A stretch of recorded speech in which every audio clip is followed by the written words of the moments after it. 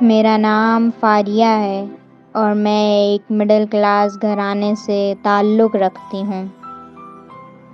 ہمارے خاندان میں لڑکیوں کو موبائل رکھنے کی اجازت نہیں تھی، لیکن جب میرا یونیورسٹی میں ایڈمیشن ہوا تو گھر والوں کو زبردستی مجھے موبائل لے کر دینا پڑا، کیونکہ پڑھائی کے بہت سے معاملات میں موبائل کی ضرورت پڑتی ہے۔ یونیورسٹی میں جا کر مجھے سوشل میڈیا کے بارے میں پتہ چلا۔ وہاں پر میری ایک لڑکی سے دوستی ہوئی جس نے مجھے فیس بک استعمال کرنے کا مشورہ دیا، تو میں نے فیس بک کا اکاؤنٹ بنایا۔ مجھے وہاں ایک لڑکے کے میسیجز آنے لگے۔ میں گھبرا رہی تھی، اسی لیے میں نے کافی دنوں تک اس کے میسیجز کو اگنور کیا، لیکن مجھے وہ میسیجز کرتا رہا۔ پھر ایک دن میں نے اس کے میسیج کا جواب دے دیا۔ آہستہ آہستہ میں اس سے بات کرنے لگی۔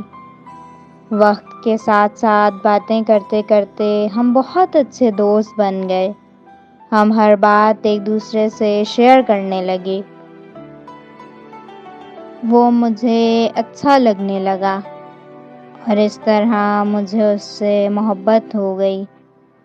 اس سے پہلے کہ میں اس سے محبت کا اظہار کرتی، اسے بتاتی، وہ اپنے دوستوں کے ساتھ گھومنے چلا گیا۔ شہر سے باہر تھا، اس لیے وہاں سگنلز کا بہت مسئلہ تھا، جس کی وجہ سے ہماری بات بہت کم ہوتی تھی، اور ویسے بھی میں اس سے مل کر پیار کا اظہار کرنا چاہتی تھی، اس لیے اس کی واپسی کا بے صبری سے انتظار کر رہی تھی۔ جب وہ واپس آیا، مجھے کال کی اور کہنے لگا، سنو فاریہ، مجھے میرے ماموں کی بیٹی بہت اچھی لگتی ہے اور مجھے اس سے محبت ہو گئی ہے۔ اس سے یہ بات سب سے پہلے تمہیں اس لیے بتا رہا ہوں کہ تم میری سب سے اچھی دوست ہو۔ اس کی یہ بات سن کر میں بہت حیران ہو گئی، جیسے کوئی جھٹکا سا لگ گیا ہو۔ میرے پاس صبر اور خاموشی کے علاوہ کچھ نہیں تھا کہنے کو۔ پھر وہ اپنی کزن کے پیار میں مگن ہو گیا اور میں اس کے ہجر میں پل پل تڑپنے لگی، ہلکان ہونے لگی۔ ہر وقت میں اپنی تقدیر پر روتی رہتی تھی کہ یہ کیسی محبت ہے جس کا میں اظہار نہیں کر سکتی۔ یہ بات بہت اذیت دیتی تھی کہ جس سے میں محبت کرتی ہوں وہ کسی اور سے محبت کرتا ہے۔ اسے بھی میری تڑپ کا شاید احساس ہونے لگا تھا، کیونکہ وہ مجھے اکثر کہتا، فاریہ، تم پہلے جیسی نہیں رہی، بہت بدل گئی ہو، تم کچھ چھپا رہی ہو جو تم مجھ سے شیئر نہیں کر رہی۔ میں ہمیشہ ہنس کر ٹال دیتی اور اس سے کہتی کہ ایسا کچھ بھی نہیں ہے، بس آج کل میری طبیعت ٹھیک نہیں رہتی۔ پھر ایک دن اس نے مجھ سے فون کر کر کہا کہ وہ مجھ سے مل کر کوئی ضروری بات کرنا چاہتا ہے، لیکن میں نے ملنے سے انکار کر دیا،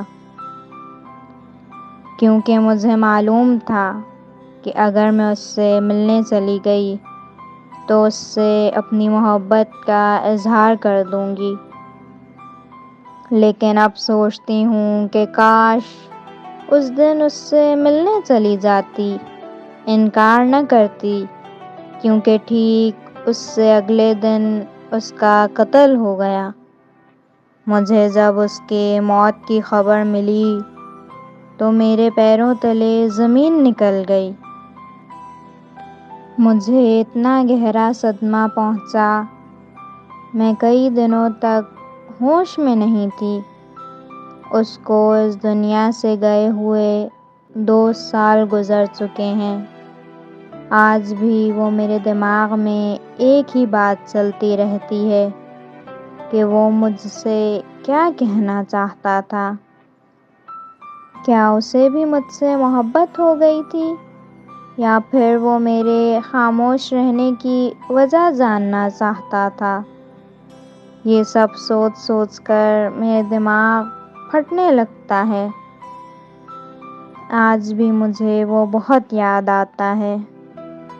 میری حالت ایسی ہے کہ میرے گھر والے مجھے پاگل سمجھتے ہیں، ذہنی مریض ہو گئی ہوں، اور مجھے بھی لگتا ہے کہ میں سچ میں پاگل ہو چکی ہوں۔